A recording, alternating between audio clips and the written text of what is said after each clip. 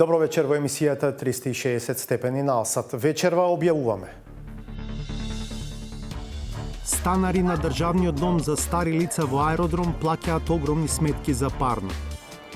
2200 денари за овие 16 квадрати. Омбудсманот излезе во вонреден надзор. Сега тука сакаме да отидеме до Balkan Energy Group, да поразговараме со одговорно лице. Колку ќе бидете трпеливи во овие преговори? 2 недели чекам. Ако не, барањето на колегите е повторно да има затварање и запирање. Матичните лекари не отстапуваат од барањата. Бараме квота на застапеност на листата со попреченост во сите структури на изборните органи, но и на листите за кандидати, за пратеници, председатели на државата, советници. За оваа иницијатива од невладиниот сектор прашавме што мислат политичките партии. Куќата на Европа во Крива Паланка во петокот го прослави првиот роден ден. Corridor 8. It's a very important strategic project. Ова е само генерална најава. Детално со содржините се враќаме за кратко.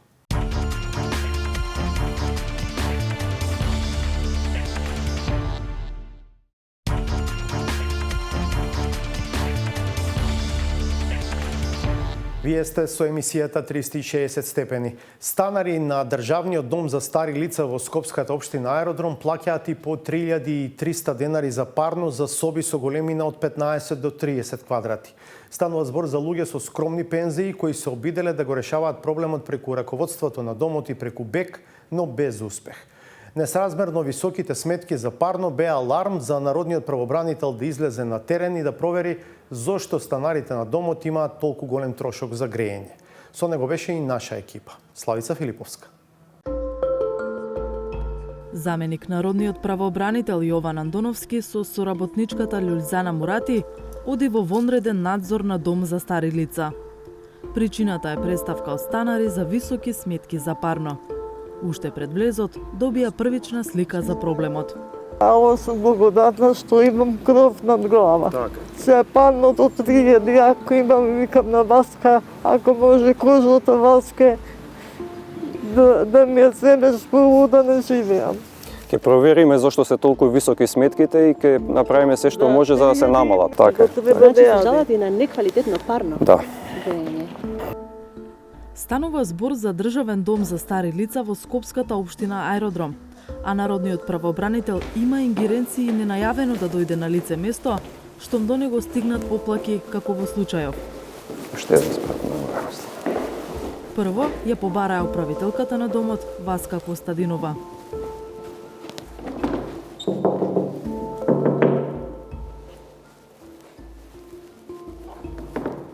Нема никој.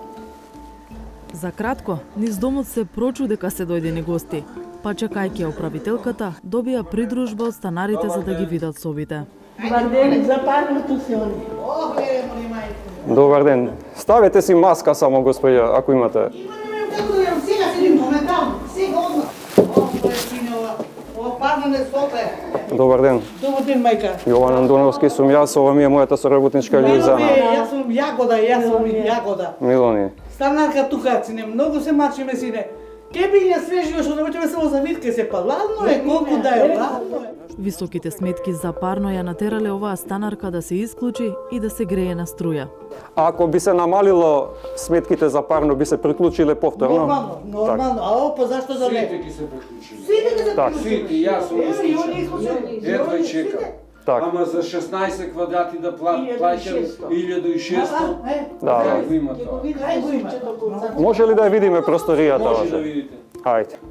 Го гледате сопчето. Колку квадрати е оваа просторија? 16 квадрати. Колку плаќавте за парно додека користевте? 2200 денари за овие 16 квадрати. И јас го исклучив. Така.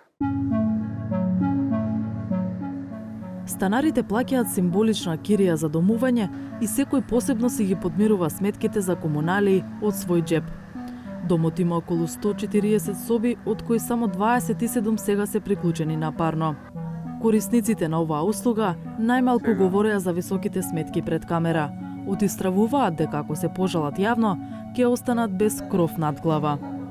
Сметките за парно со години им се движат од 1500 до 3000 денари за по една соба во која се сместени. Баба Трпана е една од малкуте што се уште се греат на парно. За загревањето на овие неколку квадрати месечно издвојува околу 1500 денари постојано. А по 1500 не стига ја. Сега е 1600. Се 1600. И зима и лета? Да. Како издржувате, како ги плаќате, како се снаоѓате? Па ете пензинета, не купуваме што ќе ни текне, што ќе видиме, гледаме да истераме. И додека паралелно со заменик народниот правообранител ги запознававме станарите, Добар ден. се појави управителката на домот. Јас сум Јован Андоновски, заменик правообранител. Пократко, Андоновски и соработничката беа поканети на разговор, но не и ние. А дали може после ова да ве побараме за изјава? Не е проблем. Значи, може да се договориме тогаш за све. Ако не е ништо слично. Состанокот заврши за половина час. Ни информира дека инсталацијата е многу стара, дека станува збор за соголени цевки кои што не се воопшто изолирани и веќе во старт при доставување на топлинска енергија се губи значителна количина од енергијата. Сега од тука сакаме да отидеме до Balkan Energy Group, да поразговараме со одговорно лице, да ги слушнеме нивните ставови и размислувања, да добиеме информации на што се должи ваквата фактичка состојба, зашто сметките се толку високи.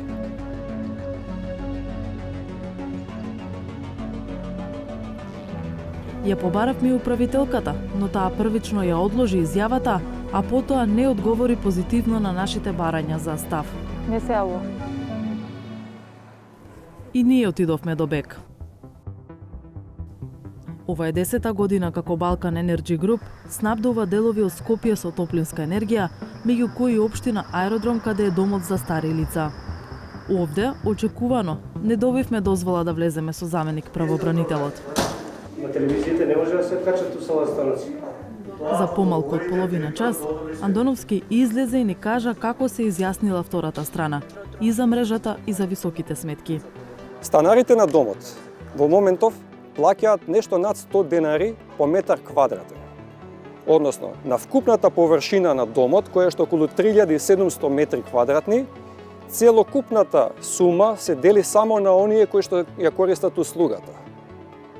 И затоа имаат многу повисоки износи.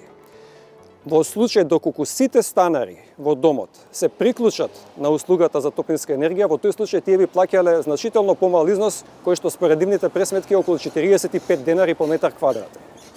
Компанијата искажа и добра волја заради дотрајаноста на внатрешната инсталација и низа дефекти кои што постојат во објектот, да излезат во пресред и дел од трошоците да бидат покриени од нивна страна, само да може да се стави повторно целиот објект во функција. Информациите на Андоновски ги потврдија и од БЕК. Велат дека се работи за регулирана дејност во согласност со важечките закони. Висината на фактурите за топлинска енергија на потрошувачите зависи исклучиво од измерената количина на испорачана топлинска енергија, која пак зависи од временските услови и енергетските карактеристики на објектот. Во објектот пензионерски дом Аеродром има голем број исклучени стамбени единици, околу 80%, кои значително влијаат на загубата на топлинската енергија во внатрешната грејна инсталација и дополнително ги оптоваруваат фактурите за вклучените потрошувачи. Правообранителе, дали е фер, дали е правично тие што користат парно да плаќаат и за тие што не користат? Точно тоа сакам да го кажам. Правно е покриено, правично воопшто не е.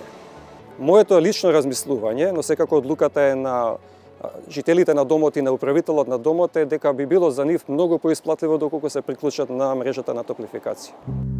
За судбината на станарите од ранлива категорија ќе се одлучува на состанок неделава меѓу Народниот правобранител, Фондот за пензиско осигурување, Министерството за труд и социјална политика, БЕК и управителката на домот.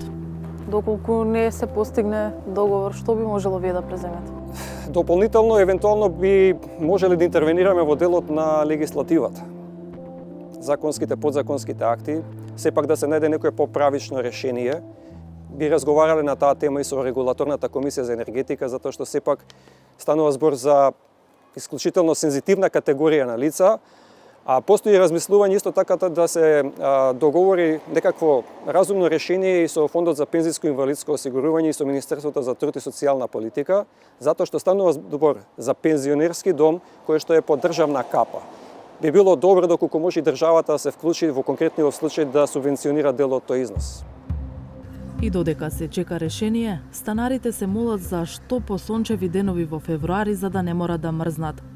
Вклучување на дополнителни грени тела на струја е луксус за нивните ниски пензии и си го дозволуваат само во неиздржливи ситуации. Единствено што сакаат е помош и разбирање за подостоинствена трета доба, која поради најразлични лични судбини ја поминуваат под државен покрив.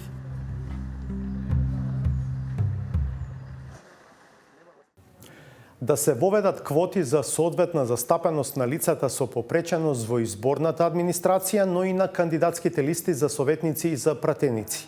Иницијативата доаѓа од организации кои со години се активни во оваа сфера и одблиску ги гледаат аномалиите на правната рамка, но и на нејзиното спроведување. Не може да се зборува за интегритет и етичност на изборниот процес во целина без вклучување на лицата со попреченост на еднаков начин како и сите други, велат од Сдруженијата.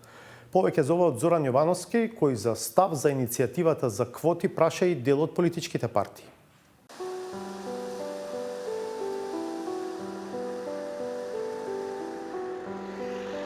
Општина Струга по последните локални избори доби председателка на Советот, Арбреша Влаши. Таа беше кандидатка на советничката листа на ДУИ, со предходно големо искуство во невладиниот сектор. Нејзиниот успех да застане на чело на Општинскиот совет е позитивен преседан поради друга причина. Во развиените демократии не е така, но кај нас исклучително е ретко лице со попреченост активно да учествува во изборниот процес и да биде избрано да ги представува граѓаните. Si sillen kollegte mi këshilltar, unë mendoj se jam e fat, do thotë krejt janë, po them, një mende të hapur, edhe zakonisht për shembull është një proces, unë nuk pres që ata të më pyesin, por momentin kur unë ndjej diçka nevojë, qoftë diçka doni hasme, doni barrierë, unë jam vetë ajo e cila u kërkoj ndihmë. Доаѓа од невладиниот сектор и е свесна дека ова е сосема друг предизвик, но е цврсто определена да влијае на позитивни промени сега однатре од самите институции. Një, të sjellim vendime sa më të drejta për qytetarët e komunës së Strugës. E dyta, pasi jam një vajzë e qytetit të Strugës, përfaqësoj edhe një lloj mënyre modelin e grave të suksesshëm ose vajza të suksesshme në politik. Dhe tre, mbaj përgjegjësi mbi supet të tregoj shoqërisë, jo vetëm strugane, po edhe të Maqedonisë në tërësi, se personat me aftësi të kufizuar mund të arrijnë nëse duan ose u krijohen mundësi që të jenë pjesë e shoqërisë në përgjithësi. Според податоците на Сдруженијето Инклузива, на последните локални избори имало 7 лица со попреченост на листите за советници, од кои тројца биле носители. Двајца од нив не само што се избрани за советници, туку стана и председатели на совети. Третиот носител сега е член на совет. Другите четворица не станале советници зашто биле ниско на листите. Иако овие бројки се символични, тие се најдобри до сега. Во однос на парламентарните избори имаме 2016 за парламентарни избори прв пат на листата за пратеници и на предходните имаше по еден, но тие беа долу и сметам дека беа ставени само како декор да се кажа дека имаат лица со попреченост на листата. Таков е примерот со Злате Стојановски од Струмица, кој на парламентарните избори во 2020 година бил кандидиран за пратеник од СДСМ. Помислив дека ако се кандидирам, да кажеме, за пратеник, мислев дека ќе покажеме на луѓето дека постоиме и ние, дека и ние можеме да допринесеме за општество, за подобар живот на лицата со хендикеп. Но Стојановски вели дека малку се разочарал кога видел дека е 15-ти на листата. Ако партиите имаат волја да стварно, не само да биде мртво слово на папирот, него да стварно вклучат лица со посебни потреби и во добитни комбинации, тогаш би можело нешто да се направи. А вака, ако е само прокламативно, како да кажем, тогаш ништо нема да направиме. Ертан Шаќири од Скопската општина Чаир пак бил на листата за советници од коалицијата Алијанса за албанците и алтернатива на последните локални избори, но не влегол во советот. Është e vërtet se personat me nevojat veçanta duhet të jenë në rangin e parë, por është kënaqësi për herë të parë pas 15 viteve apo 20 viteve të kesh një mundësi boll që të kanë respektu dhe të kanë nderu si një person me aftësi të kufizuar. Шаќири смета дека повеќе луѓе со попреченост на вакви позиции би придонеле за поквалитетен живот на сите. Mendoj se kjo është një hap për t'i treguar shtetit se ne jemi të veçantë dhe duhet çdo parti politike duhet ta ketë obligative, ta ketë punë të personave me nevoja të veçanta të na konsiderojnë si qytetar si të gjithë. Анализите на инклузива велат дека изминатите неколку изборни циклуси е постигнат напредок во вклучувањето на луѓето со попреченост, но нивното учество воопшто во политичките процеси и натаму е на ниско ниво. Затоа предлагаат суштинска промена. Бараме квота на застапеноста на листата со попреченост во сите структури на изборните органи, но и на листите за кандидати, за пратеници, председатели на државата, советници. Така можеме да кажеме дека ќе се подобри системот во нашата држава, но и ќе се подигне јавната свест и ќе се креираат закони по мерка на сите граѓани. Друго прашање што го отвораат од инклузива е фактот што доскоро лицата со одземена деловна способност автоматски го губеа правото на глас. Според Димитровска, потребен е индивидуален пристап, како што пропишува Конвенцијата за правата на лицата со попреченост на Обединетите нации, која земјава ја ратификуваше уште во 2011 година. Не размислувајќи никој што губи лицата. Го губи правото на избор, ги губи сите човекови права. А ние се декларираме како демократска држава. Ако се прекршуваат човековите права на било кој граѓани, тогаш нема демократија. Така стои во изборниот На минатите избори за прв пат луѓето со одземена деловна способност добија право на глас, но измените во изборниот законник беа направени толку непосредно пред изборите, што Државната изборна комисија немаше време да направи упатство. На кој начин оваа категорија граѓани може да го оствари правото на глас? Што бараме понатаму? Бараме не само во изборниот законник, туку да се смени одредбата во Уставот, каде што ова право има ограничено, потоа законот за политички партии, законот за медиуми и сите други закони кои се поврзани со оваа право. Проблемите на лицата со попреченост не завршуваат со учество на листите и правата на лицата со одземена деловна способност. Иако мора, над 70% од избирачките места и понатаму немаат соодветен пристап, како на пример рампа за количка. Се уште нема лица со попреченост во Државната изборна комисија и во општинските изборни комисии, а во избирачките одбори има мало подобрување. Интегритет и етичност на изборниот процес не може да има ако не се вклучени еднакво со останатите и лицата со попреченост. Какви права имаат лицата со попреченост во изборниот процес според актуелните закони и какви права треба да имаат согласно меѓународните документи, анализирал Институтот за човекови права. Во пракса треба одредени состојби од конвенцијата да се префрлат на домашно ниво. Тука влегува меѓу другото она што е етичност и она што е интегритет.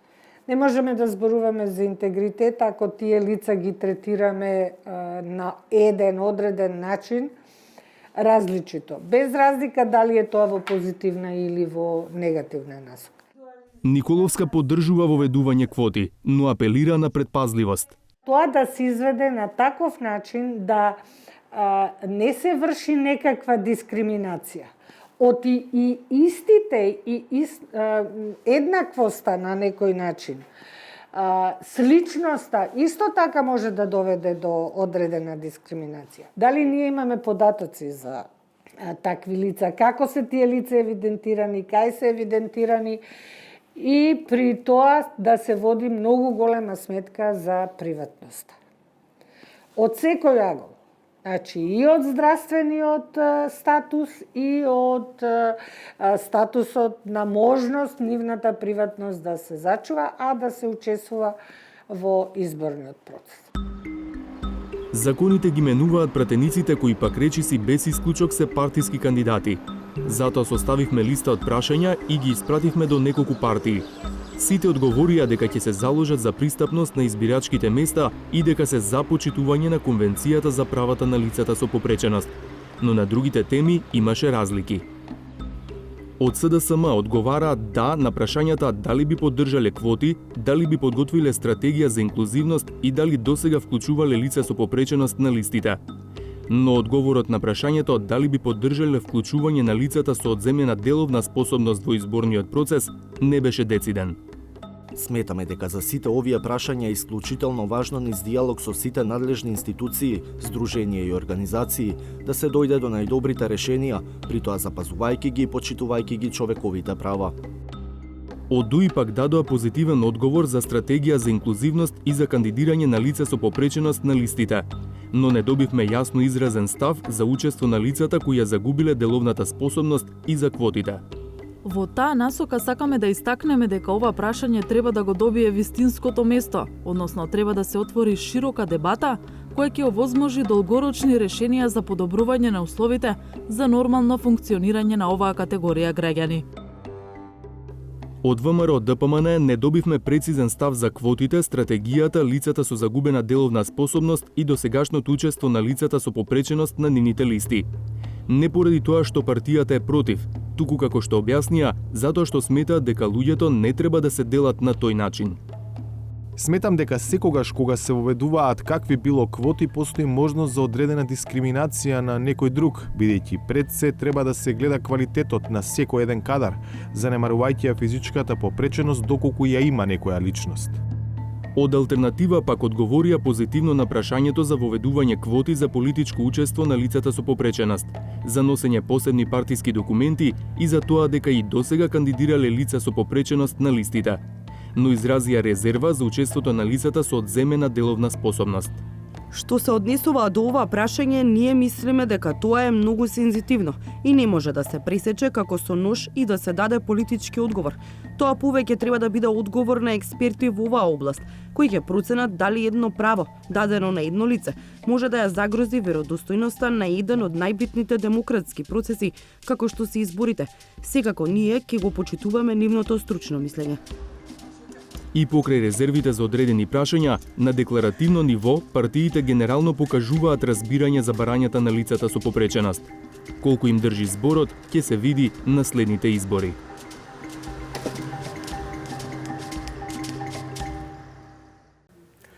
Протестот на матичните лекари од петокот е само привремено ставен во мирување, вели претседателката на нивното здружение Лилија Чолакова-Дервишова. Ако за 2 недели нема резултат од преговорите во работните групи, чие формирање го предложи Министерството за здравство, матичните повторно ќе ги затворат амбулантите и ќе ги примаат само наитните случаи. По петочниот состанок со заменик министерот за здравство Владимир Рендевски, со Чолакова-Дервишова разговара нашата Ирена Каревска.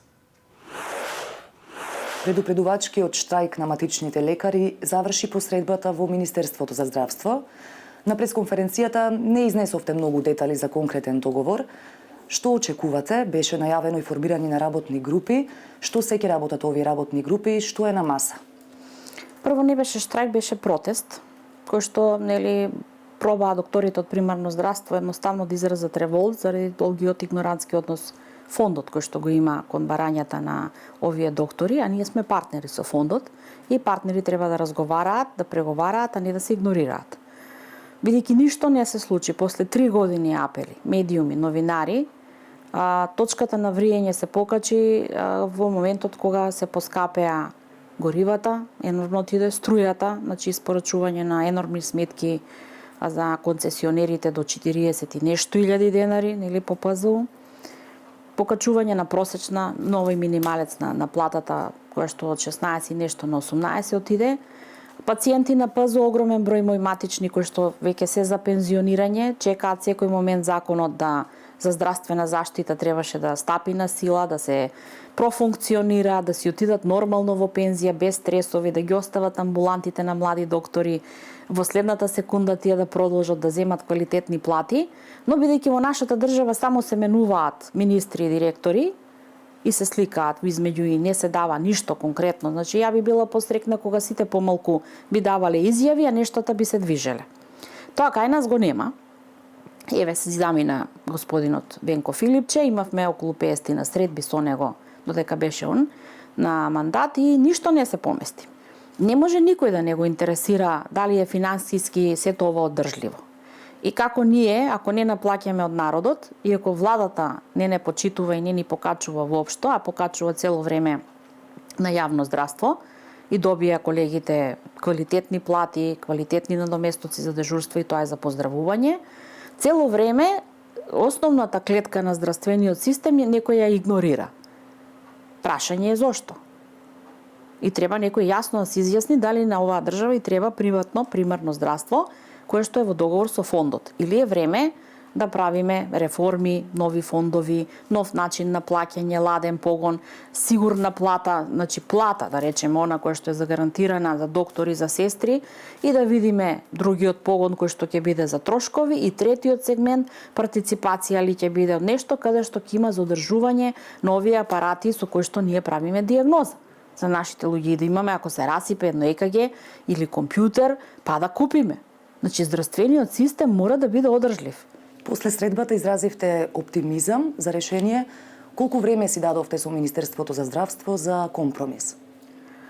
Бидејќи немаме време веќе за чекање, бидејќи финансискиот момент е навистина тежок и оптеретувачки за најголем број од докторите, ова пациенти на ПЗУ кажав дека огромен број на доктори се пред пензија и нели со нивното здравје одолговлекуваат колку можат да продолжат, еве го чекаат секој момент она пациенти на ПЗУ. Не може на ниво на влада никогаш да не се стави приоритет ова што е приоритет за 2000 приватни доктори, 2000 стоматолози, значи тоа е огромна бројка на мали бизнисмени. Овие фирми плаќаат данок на оваа држава. Тие во влада се платени од овие народни пари. Не може да не работат во интерес на овој народ. Колку ќе бидете трпеливи во овие преговори? 2 недели чекаме. Ако не, барањето на колегите е повторно да има затварање и запирање. Што очекувате за 2 недели?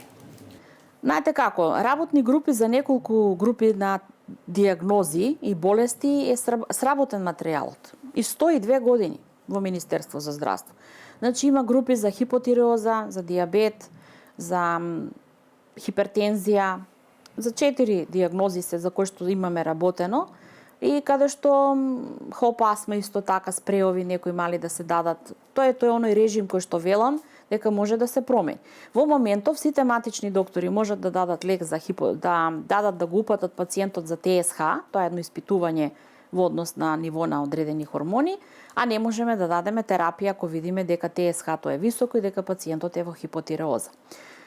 Можеме да ги олесниме нештата, целта ни е да го растеретиме секундарното здравство, 80% од услугите на примарно здравство да се работат, докторот да работи да е среќен, бидејќи работи медицина, а не администрација, и да погорните слоеви од здравството да се бават со наука. Овака, ние сме претворени во телефонски секретарки, цел ден примаме порачки, јас сум во аптека, пушти ми го одма лекот, без некој да води сметка дека во моментот вие може имате човек со хипертензивна криза, може имате депресивен кој што треба да го тешите и му треба разговор. Значи, не може телефон матичен доктор да седи цел ден, или ќе направиме да бидеме достапни телефонски само 1 час, а во остатокот ќе ги исклучиме телефоните, бидејќи никој не ќе да седне и да ги договориме нештата заеднички. Ние цело време се трудиме со нашите партнери тоа да биде заеднички, унифицирано и во интерес на нашиот народ. Ке имате ли ваш представник во тие работни групи? Повторно ќе ве прашам што очекувате да видите на маса за 2 недели и што доколку не се исполнат барањата. Споменавте и план Б на пресконференцијата. Заменик министерот понуди некоја варијанта каде што овие 500, нели, за кои што велев дека има одреден број на амбуланти се животно загрозувачки, дека можеби ќе им понудат да добијат фиксна плата, дел да се вратат во јавно здравство. Значи, сето тоа мора поконкретно да седнеме да видиме, дали тие се во своји објекти или се во објекти од здравствен дом. Во ред е, нели, да има некаква понуда, но суштината не е само да биде за тие 500. Значи, јас сакам да има поместување, не само јас. Значи, јас сум гласникот на тие 2000 доктори, да има поместување за сите доктори, за да може да биде обстојиво. Да не дојдат и следните 500 и тие да бидат у финансиска состојба, да не е одржлива. Така да, режимот на лекови мора да се помести. Во овие работни групи имаме луѓе од здружение кои што се запознаени во текст со сите овие нешта. Само треба да се придвижат нештата и да се почне. Не гледам никаков проблем да кажеме, нели, за 3 дена режимот ќе се смени, ќе олесниме да нема препраќање, ќе ги симнеме лековите, да се види електронско здравство. Значи, сега во моментот се гледа на клауд. Значи, вие да дојдете ми побарате упат, ја можам во моментот да ви креирам и тој ќе се види. Нема потреба од хартија. Ние сега се претворивме во печатница, каде што најголем дел од пациентите идат и велат: мене ми рекоа од секундарно ти да ми го испечатиш извештаот од трансфузија, од компјутер, од рентген, па се испечати ми го сертификатот, па испечати ми дека сум бил позитивен, па види, дај ми потврда дека сум прележал и така. И така ние цел ден наместо да прегледуваме, печатиме. Значи, ние не можеме да дозволиме да се деградира на оваков начин медицината, која што е прекрасна наука и каде што ни треба време да видиме дали некој има циста на панкреас и дали таа циста ќе премине во малигнитет, да имаме денеска 30 но 30 квалитетно прегледани пациенти и да се бавиме со наука. Значи, не смее да се дозволи никој да не се замара дека ние се претворивме во административци. Кој ви е план Б? План Б ќе го држиме до крај тајност. Иначе да не биде да дојде до таа ситуација која што не посакуваме да дојде во интерес на здравјето на нашите луѓе, но ако ништо не се случи за 2 недели, ќе има најверојатно пак, нели, тоа што се случи во минатиот петок. Во петокот во Кривопаланка имаше надпревар меѓу тимови од Северна Македонија и од Бугарија и победи домашниот тим. Тоа што не сте слушнале ниту за надпреварот, ниту за епилогот е само показател дека крајниот резултат воопшто не беше важен ниту за учесниците, ниту за гледачите. Важно беше нешто друго, соработката. Во петокот во Кривопаланка беше прославен првиот роден ден на Куќата на Европа во градот. Место каде млади од североистокот на државата се собираат за да разменуваат идеи и да даваат креативни предлози за иднината. Куќата на Европа во Кривопаланка во петокот го прослави првиот роден ден. Кога се отвори, беше втора во земјава и оттогаш функционира како место на новата генерација во градот во кој се наоѓа, но и во целиот североисточен регион. Идејата на постоењето на Куќата на Европа е да биде простор каде младите ќе можат не само да се дружат, туку и да учат и да разменуваат идеи. Во првата година од постоењето во објектот во Кривопаланка се организирани 150 настани со повеќе од 3400 учесници. Една од главните цели, како што сведочи 26 годишната Ивана Стојчевска од Куманово, е креирање младински политики за подобра иднина. Младите можат да допридонесат за заедницата многу повеќе што ние мислиме и знаеме, бидејќи младите се многу креативни, многу паметни, даваат идеи кои што на нас не би ни дошле на памет. Стојчевска е една од неколкуте млади кои добија благодарници за придонесот во Куќата на Европа. Такво признание доби и 27 годишниот професор од Кратово, Младен Мицевски, кој во исто време е и председател на Младинскиот совет во Кратово. Според него, она што најмногу недостасува во моментов е поголем слух од локалната и од централната власт за најгорливиот проблем – младинската невработеност. Се надевам дека тоа ќе биде еден од приоритетите, бидејќи на тој начин би успеале она што се гради тука да остане, всушност капацитетите што ги градат младите, да останат тука и да помогнат во општествениот развој. Инаку, тоа не би било, односно ние би дале како, да кажем, држава некој си производ, но тој производ би бил искористен некаде на страна. Овие тела што се веќе формирани во рамки на општините, како локалните младински совети, па ќе спомнам и националниот совет на млади на Македонија, би требало во иднина да се засилуваат и да имаат се поконцизни барања. Еден од начините на кои барањата на младите добиваат на тежина е преку нивно вметнување во плански документи. Така, младинското незадоволство во делот на вработувањето е изразено и во стратегијата за млади на Крива Паланка за периодот од 2019 до 2024 година, финансирана од Европската Унија со поддршка на општината. 45% од младите сметаат дека треба да се преземе нешто за да се спречи нивното иселување. Ист процент млади бараат општината да создаде можности за поголема понуда за младинска работа. Новиот градоначалник Сашко Митовски вели дека во идниот период ќе се фокусира кон креирање успешни младински политики и привлекување инвеститори со цел младите да останат во градот. Во изминативе неколку месеци, заедно со општинската администрација и со Советот на општина Крива Паланка, донесовме неколку значајни и клучни одлуки каде што акцентот е ставен толку на младинската проблематика. Една од тие одлуки беше формирањето, донесено со одлука на Совет, формирање на локален совет. Во меѓувреме, во општина Крива Паланка има назначено и лице кое што директно ќе работи со младински проблематики, но она што ќе го направиме и во следниот период е отварање на канцеларија за директна поддршка на младите. Исто така во следниот период, јас како млад градоначалник на општина Крива Паланка заедно со Советот ќе пробаме да донесеме неколку значајни одлуки во субвенционирањето на креативни и иновативни млади лица. Покрај поддршката што ЕУ ја дава на тема млади, тука се инфраструктурните проекти. Европски пари се вградени во изградбата на новиот плоштад, пешачки патеки, спортски сали, систем за управување со отпад, инвестиции во земјоделството. Some of those activities have taken place through cross-border cooperation. I'm particularly happy to have seen, particularly in the area of tourism, the cross-border cooperation with Bulgaria, which has worked so well here. And I'm particularly pleased today to have been joined by both the ambassador of Bulgaria and the ambassador of Sweden, who have been joined up as part of what we call Team Europe, that is the European Union and its member states working together in support of citizens.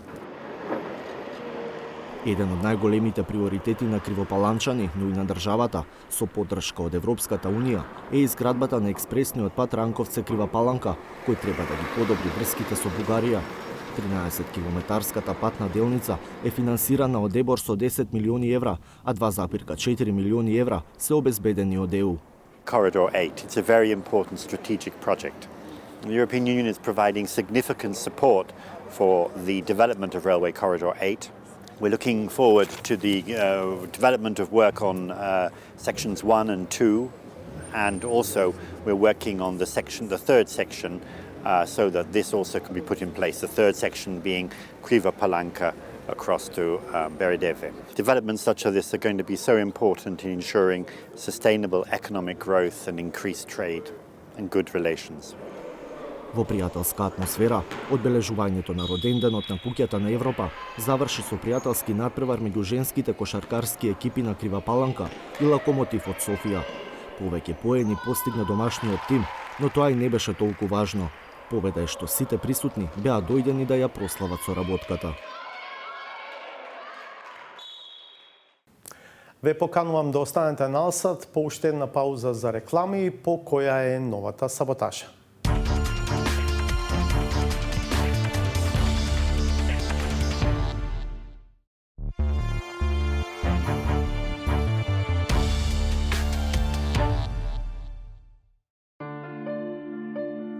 Ако веднаш по стапувањето на функцијата за заземање директорска фотелја во една градинка се врши класична злоупотреба на доверената моќ, тогаш излегува дека заложбите за борба против партизацијата и против корупцијата, кои се користат за да се стане миленик на гласачите, се само празни флоскули.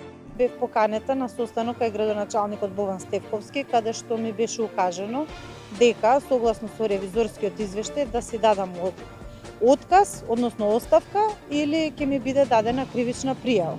Тоа повторување на историјата на која редовно се потсетуваат сите оние што забораваат е практика во политиката, која изгледа ужива да ја користи за да докаже дека не многу работи всушност се промениле во однесувањето на актерите.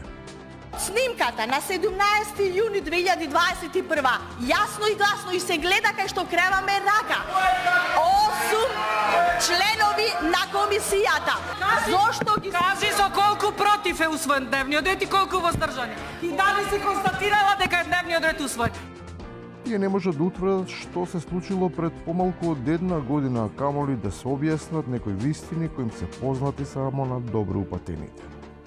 Додуша тоа се изучени историчари со диплома, но изгледа заглавиле на лекцијата за нечии желби за излез на топлото море.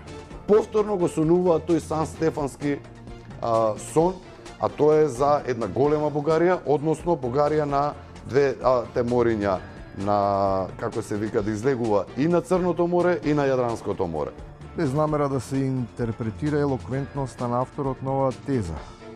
Сепак, треба да биде јасно дека меѓу Јадранот и Егеот има огромна дистанца или поточно еклатантна, што е всушност и намерата на следниот во низата, кој за разлика од географската направил сериозна литературна грешка. Иако ова не е единствен случај во кој досега се покажало дека постои спрега меѓу црквата и одредени политички збиднувања, но е најелоквентен пример дека тоа не сме и да се случува. Примери за елоквенција има навистина многу, иако постојат и такви кои немаат таа дарба, бидејќи тешко може да се објасни конструкција во која се вели дека некој сака да биде викан прекар. Почитуваниот Дарко Гаевски, кој што во исто време сака да биде наречен алијас Коста Костадинов. И на крајот, на сите оние на кои тоа не им е јасно, постои толкувач, кој како беше констатирано дека некои работи не сака да ги кажа, ама ги кажува. Сега се истакнува како олеснувач во преводот. Во превод толку ги бива, во превод во влада. Во превод работата забега одамна, но во превод да не се лажеме. Во превод, да не речеме во недостиг на инспирација, го затвараме и овој магичен круг. Со саботажата завршуваме и вечерва. Останете налсад, погледнете ги вестите. Ние повторно се гледаме в петок од 22. Пријатно.